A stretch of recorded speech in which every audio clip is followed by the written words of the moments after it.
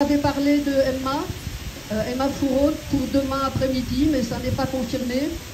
Et pour l'instant, ils sont tous en grève de la faim. Donc grève de la faim reconductible pour protester contre leur arrestation et leur détention, bien sûr. Et puis, ils protestent également contre les conditions de détention. Je vous en parlais tout à l'heure. Ils ont peu à manger, ils ont très peu d'eau, il fait extrêmement chaud. Il n'y a pas d'air du tout dans les cellules et qui plus est pour les femmes, il n'y a aucun produit sanitaire disponible. Alors il y a quand même 7 femmes parmi ceux qui restent actuellement dans le 6 maintenant, qui restent dans la prison et ce sont évidemment des conditions absolument indignes et des violations du droit international encore une fois. Alors je vais vous dire un peu qui ils sont. Il y a 6 ressortissants des États-Unis. Christian Small, qui est ce grand costaud baraqué avec des tatouages et des piercings, si vous avez regardé un petit peu sur les réseaux sociaux, qui a créé le premier syndicat contre Amazon aux États-Unis et qui se plaint de véritables violences aux mains des soldats dans la prison, ou des gardiens dans la prison. Il y a Huwaida Araf, qui est une palestino-états-unienne et de nationalité israélienne, qui est avocate de défense des droits humains. Il y a Jacob Berger, qui est un militant juif états-unien. Bob Souberi, qui est un ancien sioniste, un vétéran de guerre, qui a compris la réalité de l'occupation, de la colonisation et qui défend totalement maintenant les droits des Palestiniens. Il y a Bredon Peluso, qui était le capitaine du Handala et qui est un marin aguerri et militant des droits humains. Et puis Frank Romano, qui est franco-états-unien et qui est un avocat international. Donc 6 ressortissants des États-Unis, 4 de France.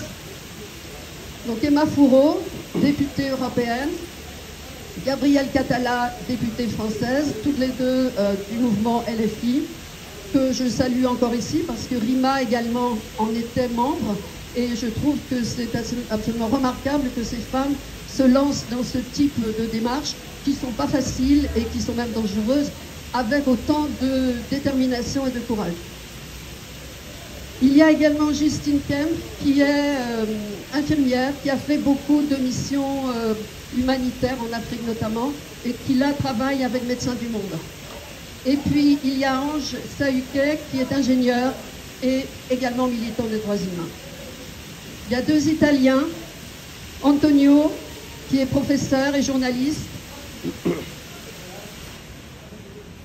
Ah, on est 2. Bon, désolé, un seul. En Espagne, 2, Santiago, qui est économiste et militant, et Sergio, qui est ingénieur et qui était sur la Madeleine et militant écologiste. Pour l'Australie, ils sont 2 également, Robert Martin et Tania. Alors Robert est un militant des droits humains et Tania est une journaliste.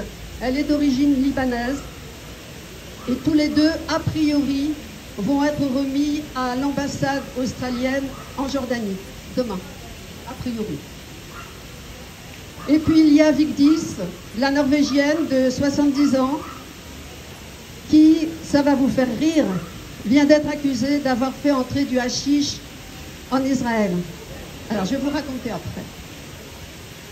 Et puis pour le Royaume-Uni et la France, il y a Chloé qui a été employée aux Nations Unies et qui a démissionné devant l'inanité de ce que faisaient les Nations Unies par rapport à la Palestine. Enfin, il y a un syndicaliste et militant internationaliste tunisien, Atem. Les journalistes sont Mohamed El-Bakali et Waad Al-Moussa, tous les 2 donc pour Al Jazeera. Alors Vigdis, cette droguée jusqu'aux yeux, sûrement, qui était la cuisinière sur le bateau, et qui est une femme assez remarquable. Elle a une force, une détermination remarquable. Et en fait, elle est donc norvégienne, et en Norvège, ils ont des pratiques absolument abominables. Ils prisent le tabac. Donc vous savez, ça veut dire que vous mettez du tabac très très très finement haché dans la narine et puis vous... voilà, c'est votre manière de vous droguer au tabac. Et donc elle avait quelques sacs de ce snuff, ce tabac à priser, et évidemment, les autorités israéliennes ont dit « Regardez, c'est du hashish, etc. C'est un bateau de drogués. » On n'est pas surpris, hein, ils font feu de tout bois de toute façon. Donc on a démenti, évidemment. Ça fait beaucoup rire les camarades norvégiens du comité de pilotage de la FETI. Mais bon, c'est un petit peu embêtant pour elle quand même.